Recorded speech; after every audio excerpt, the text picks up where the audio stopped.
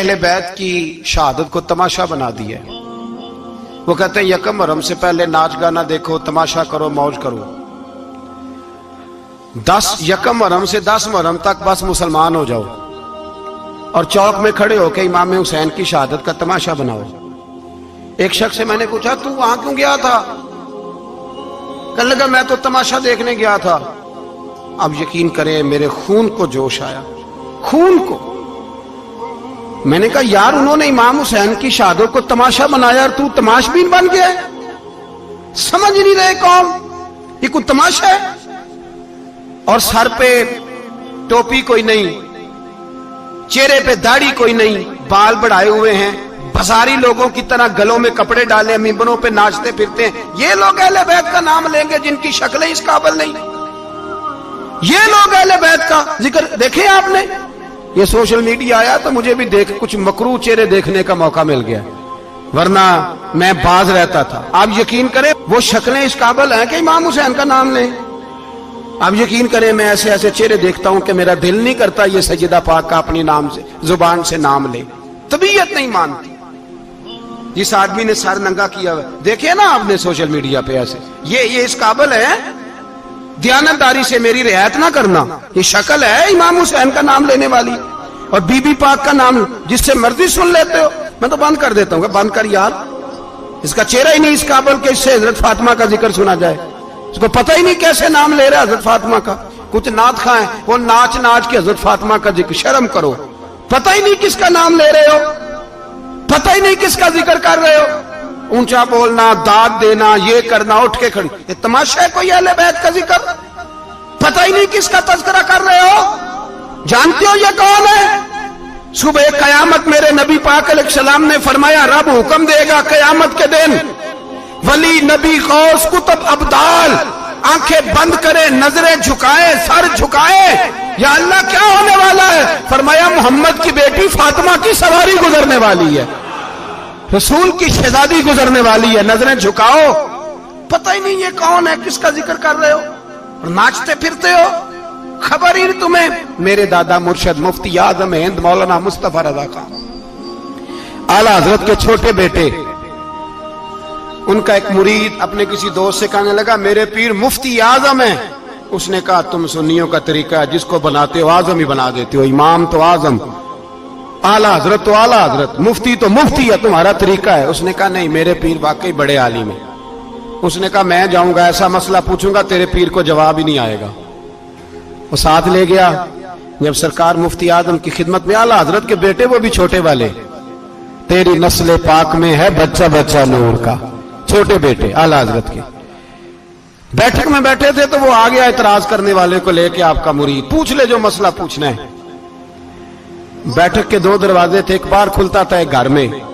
बैठे सलाम कलाम के बाद कैसे आए हो? कहा हुजूर ये कोई बात पूछना चाहता है। और वो रस्ते में कह रहा था मैं ऐसा सवाल पूछूंगा तेरे पीर को जवाब ही नहीं आएगा।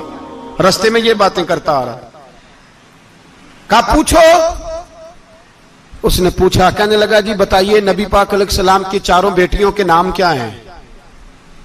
तो मुफ्ती आजम हिंद उठे, जो दरवाजा अंदर खुलता था उस कमरे से अंदर चले गए।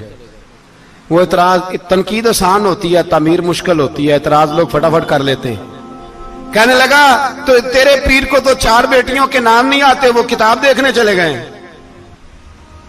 वो तो देख के बताएंगे, उनको तो नाम नहीं याद। पर क्या करे, फाजिल बरेलवी का कमाल ही बड़ा अनोखा है। ये रजा के नेजे की मार है कि अदुब के सीने में खार। आला हजरत का रंग ही कुछ निराला है।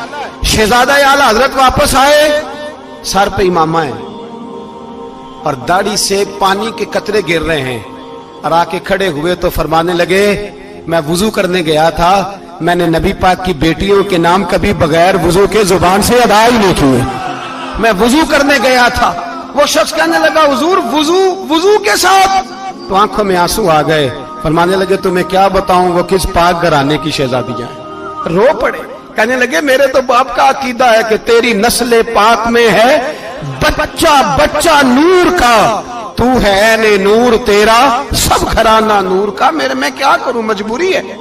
हमारे बुजुर्गों ने अहले बैत की मोहब्बत का यह रंग पेश किया है। मेरे आला हजरत रहमतुल्लाह अलैह اب موضوع نہیں تھا, بات کہیں اور نکل جائے گی, عنوان بھی بیان کرنا ہے. پالکی میں بٹھا کے لے جایا جا رہا تھا, ڈولی ہوتی تھی, پالکی میں بٹھایا جاتا تھا علماء کو, جس طرح بچیاں ڈولی میں بٹھا کے. تو ہندوستان میں ایک رواج رہا کہ علماء کو لوگ پالکی میں بٹھا کے کندھوں پہ اٹھاتے تھے, 4 مزدور وہ ڈولی پالکی اٹھایا کرتے. اعلیٰ حضرت کو بھی اٹھا کے لے جایا جا رہا ہے. فاضل بریلوی نے فرمایا رکھ دو نیچے. نیچے رکھا تو فرمانے لگے تم میں سید زادہ کون ہے؟ حضور کیا ہوا؟ فرمانے لگے مجھے رسول اللہ کے خون کی خوشبو آ رہی ہے, مجھے خالص خون کی خوشبو آ رہی ہے. چپ کر گئے چاروں مزدور. آپ نے فرمایا تمہیں قسم ہو رسول پاک کی, بتاؤ تم میں سید زادہ کون ہے؟ تو ایک کمزور شخص اٹھا کہنے لگا حضور مزدور سے مزدوری لینی چاہیے, ذات برادری نہیں پوچھنی چاہیے. اعلیٰ حضرت نے فرمایا شاہ جی یہ آپ نے کیا کیا, مجھے ہی کندھوں پہ اٹھا لیا. لاکھوں لوگوں کا پیر اور ہزاروں مشائخ اور علماء کی آنکھوں کی ٹھنڈک, بریلی کے امام جن کا قلم اٹھے تو وقت کے بڑے بڑے سورما گردنیں جھکا دے. اعلیٰ حضرت رحمت اللہ تعالی علیہ پہلے تو اپنی پگڑی اٹھا کے پیروں میں بچھائی, کہنے لگے تیرے نانے کے نام پہ کھایا ہے, تیرے ہی کندھوں پہ چڑھ گیا ہوں, واسطہ مصطفیٰ کا مجھے معاف کرو. تو شہزادے نے پگڑی اٹھائی, کہا حضرت ایسے تو نہ کیجیے. فرمایا نہیں ابھی میرا دل راضی نہیں ہوا.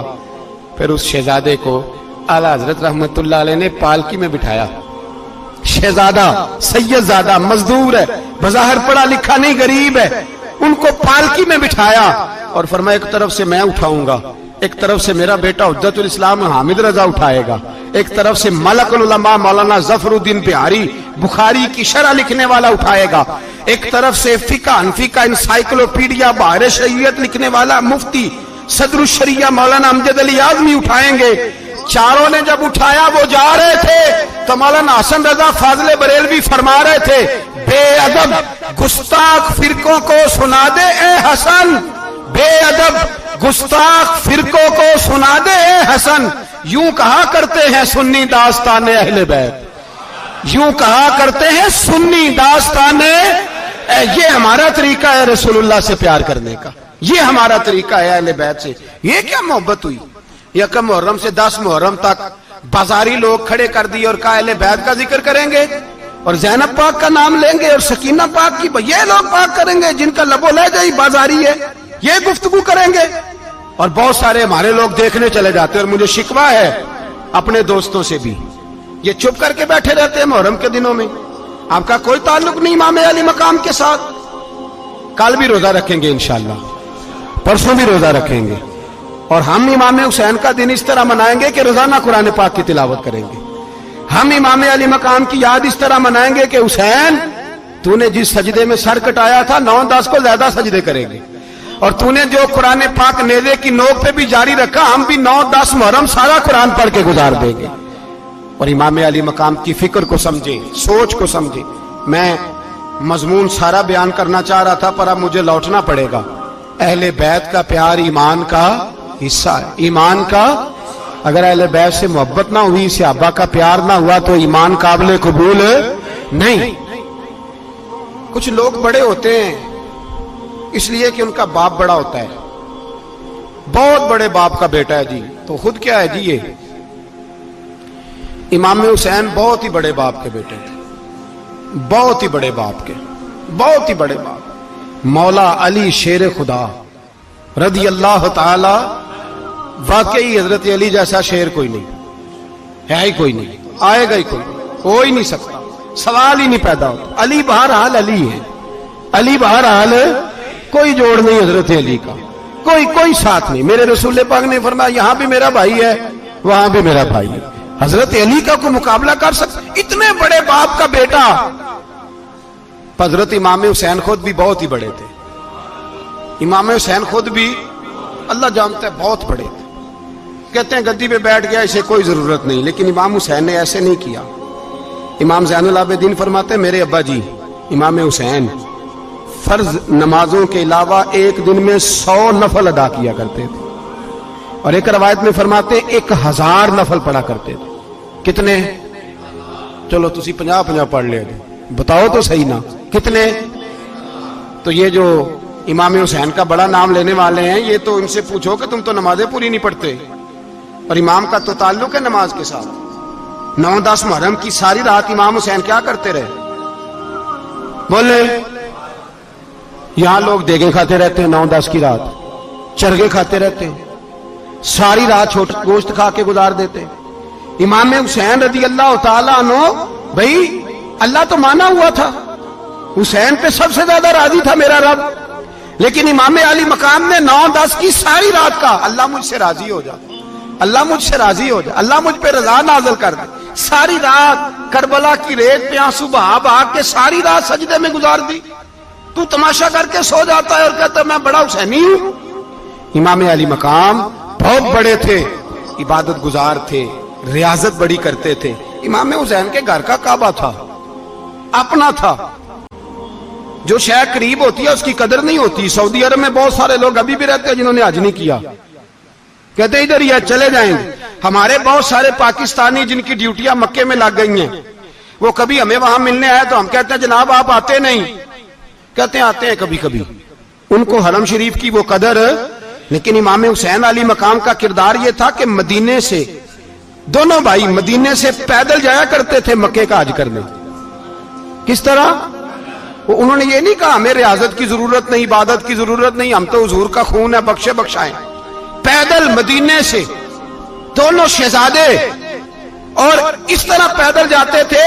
ایک دفعہ نہیں, 2 دفعہ نہیں, 25 حج دونوں نے پیدل مکے جا کے ادا فرمایا. 25 حج. تجھے کبھی توفیق ہی نہیں ہوئی؟ تو جہاز پہ جانا بھی پسند نہیں کرتا, تو خیال ہی نہیں کرتا کہ کتنی قدر ہے اللہ کے گھر کی. 25 حج. اور سخاوت کا یہ حال تھا, سخاوت کا, کہ امام زین العابدین فرماتے 1,00,000 دینار سویرے آیا. کتنا؟ سمجھ لیں اربوں خربوں روپے آج کے حساب سے, 1,00,000 دینار. اور فرماتے ہیں فاطمہ کے لال دروازے پہ بیٹھ گئے پیسے لے کے, اور لوگوں کو بلا بلا کے نظر دی. فرمایا تھوڑے سے لے جاؤ, تھوڑے سے لے جاؤ, تھوڑے سے لے جاؤ, تھوڑے سے. فرماتے زور تک امام حسین نے لاکھوں بانٹ دیے. اٹھ کے اندر آئے تو میں نے کہا ابا جی کو 1 دینار بچا لیتے. آپ جب بازو اٹھاتے ہیں تو آپ کے کرتے پہ 17 پہ بند لگے ہوئے ہیں, ایک کرتا ہی نیا لے لیتے.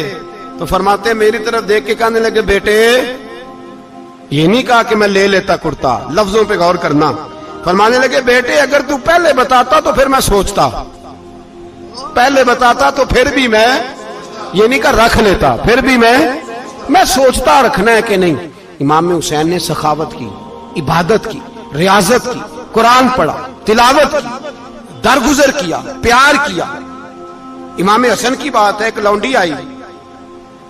ہمارے ہاں تو شہزادوں کا اللہ ہی حافظ ہے نا, شہزادے وہ کسی کے بھی ہوں. یہ جو ہمارے سیاستدانوں کی شہزادے ہیں یہ ہم نے خراب کیے ہوئے ان کی گاڑیوں کے پیچھے بھاگ بھاگ کے, اس لیے تباہ ہو گئے. پیروں کے شہزادے یہ خراب ہو گئے سارے, اس لیے کہ پیچھے بڑا بھاگتے ہیں. امام حسن کے پاس ایک لونڈی تھی, وہ دودھ لے کے آئی, دودھ گرم تھا, آپ کے اوپر گر گیا. اور وہ تھی بھی اسی طرح کی, اکثر کام بے دھیانی میں کرتی تھی, کنیز تھی گھر. دودھ گرا تو وہ کانپنے لگی کہ میں نے کئی غلطیاں کی, اب تو بہت سخت غلطی ہے. گرم دودھ امام پہ پڑ گیا. تو امام صاحب نے تلاوت شروع کر دی امام حسن نے, والکاظمین الغیظ والعافین عن الناس واللہ یحب المحسنین. فرمایا جو غصہ پی جائیں اور لوگوں کو معافی دے, ان سے تو اللہ محبت فرماتا ہے, ان سے تو اللہ پیار کرتا ہے. امام صاحب نے اس لونڈی کو فرمایا جا تو اللہ کی رضا کے لیے آزاد ہے, جا تو آزاد ہے, اب تو لونڈی نہیں. اتنا بڑا اخلاق تھا کہ جو دیکھیں نا, میرے استاد گرامی ایک دفعہ میرے گھر آئے, حضرت محدث سے باولپور سے, 3000 کتاب کے مصنف, بہت بڑے عالم. میرا چھوٹا بھائی بوتل پلانے لگا, تو بوتل دی تو کپڑوں پہ ڈال دی, استاد صاحب کا سارا جبہ بھر گیا. کہنے لگے جزاک اللہ, بارک اللہ, اللہ مزید فزید, اللہ علم دے, فضل دے. تو میں نے کان میں کہا, میں کہ استاد جی انیاں دعاواں دینیاں سنتے, میں آپ روڑ چھڑ دا. اس نے کیوں یہ کیا ہے, مگر اتنی دعائیں دینی تھی تو میں ڈال دیتا آپ کے کپڑوں پہ پانی شربت, آپ نے اتنی دعائیں دے دی.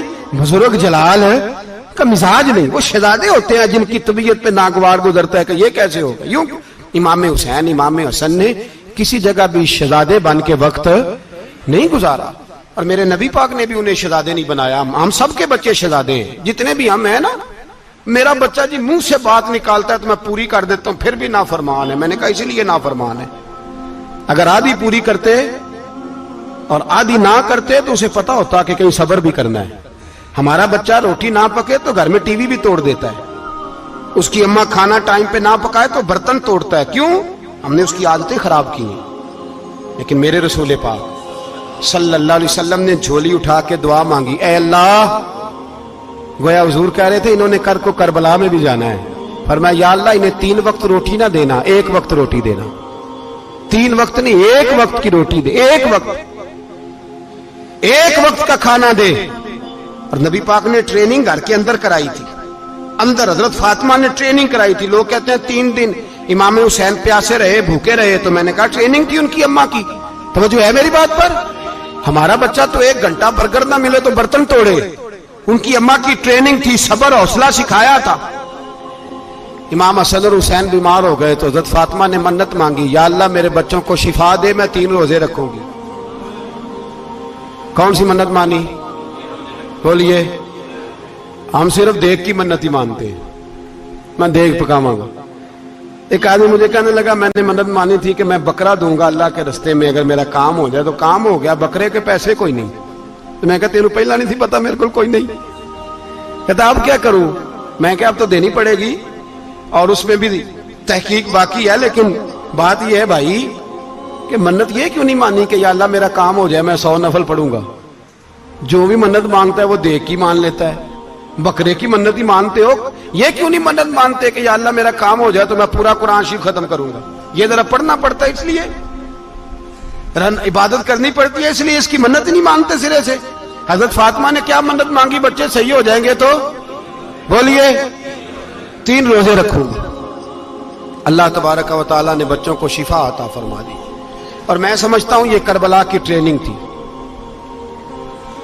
روزے رکھے بچوں نے۔ کس نے روزے رکھے؟ بچوں نے۔ کس نے؟ 7-8 سال کی عمریں بچوں کی۔ حضرت علی فرماتے ہیں جب میں نے دیکھا نا میرے بچے بھی روزے سے ہیں تو میں کہیں سے تھوڑے سے جوں لایا، یہ شہزادے ہیں کائنات کے سب سے بڑے۔ فرماتے ہیں میں نے بی بی پاک کو دیے تو سیدہ پاک نے جوں پیسے روٹیاں پکائیں، اور جب عین افطاری کے وقت کھانا سامنے آیا تو دروازے پہ بھکاری آیا، عین بڑا بے نیاز ہے اللہ، عجیب رنگ ہے مالک کا۔ عین افطاری کا وقت جب آدمی کہتا ہے کہ پھٹافٹ ہو جائے، بھکاری دروازے پہ آیا اور اس نے صدا دی، او میرے رسول کے گھر والوں، کئی دنوں سے روٹی نہیں کھائی۔ حضرت علی نے، حضرت فاطمہ نے بچوں کی طرف دیکھا تو امام حسین چھوٹے تھے سب سے، انہوں نے سب سے پہلے برتن اٹھائے کھانے والے، اور کہنے لگی اماں میں نہ دے کے آؤں؟ حضرت فاطمہ رشک کرنے لگی، مصطفیٰ کے نواسے باہر گئے، اپنے حصے کا کھانا وَيُؤْثِرُونَ عَلَىٰ أَنفُسِهِمْ وَلَوْ كَانَ بِهِمْ خَصَاصَةٌ، اللہ فرماتے ہیں انہیں بڑی اشد ضرورت بھی ہو پھر بھی وہ دوسروں پہ اثار کر دیتے ہیں۔ وہ کھانا باہر امام حسین دے آئے، پانی سے روزہ کھولا، کھجورے کھائی، لیٹ گئے، سویرے کھجورے کھائی، روزہ رکھ لیا۔ شام ہوئی تو حضرت علی فرماتے ہیں میں پھر اگلے دن کے روزے کے لیے جوں لایا، فاطمہ نے پیچھے روٹیاں پکائیں، 2 دنوں کی بھوک تھی پر مالک تو بڑا بے نیاز ہے، آزمانے پہ آیا تو اس رنگ میں عین افطاری کے وقت دروازے سے آواز نکلی، اور مانگنے والے نے کہا کہ بھوکا بھی ہوں اور یتیم بھی ہوں، یتیم ہوں۔ حضرت فاطمہ کہنے لگی بیٹا دیر نہ کرنا، یتیم کا پیٹ بھرنے میں دیر نہیں ہونی چاہیے۔ کھانا باہر چلا گیا، پانی سے روزہ، کھجورے، شہزادے ہیں شہزادے، یہ 2 جہاں کے شاہ ہیں، پاس کچھ رکھتے نہیں، 2 جہاں کی نعمتیں ہیں ان کے خالی ہاتھ میں۔ کھجور پانی سے افطاری بھی، سحری بھی، سویرے پھر اٹھے، روزہ رکھا، تیسرا دن ہے، تیسرا۔ ذرا دل پہ ہاتھ رکھنا، بچہ ایک رات بھوکا ہو تو اماں سوتی نہیں، اور میں کہا کرتا ہوں اماں فالج والی ہو نا، فالج والی ماں، فالج زدہ، تو آدھی رات کو اس کا بیٹا جوان کہے تھوڑی بھوک لگی ہوئی تھی، تو اماں کو رینگنا بھی پڑے تو وہ رینگ کے بھی جاتی ہے، روٹی پکاتی ہے، کہتے ہیں میرا لال بھوکا نہ سو جائے۔ اور مصطفیٰ کی بیٹی سے زیادہ بچوں سے کون پیار کر سکتا ہے؟ اور 3 دن کے بھوکے بچے، تیسرا دن آیا، بڑے حوصلے سے بی بی کہہ دیتی ہے چھوڑو ان کا تو کام ہے، یہ تو آتے رہتے ہیں، میرے بچے بھوکے تم پہلے روٹی کھاؤ۔ لیکن میرے بھائی کربلا ایسے نہیں سجتی، یہ جو برگر کھا کے ناراض ہونے والے بچے ہوتے ہیں یہ میدانوں میں نہیں نکل پاتے، ان کے لیے مشکل ہوتا ہے۔ حضرت فاطمہ نے، حضرت علی نے ڈیوٹی کی، ڈیوٹی اپنے بچوں کو تیار کیا کر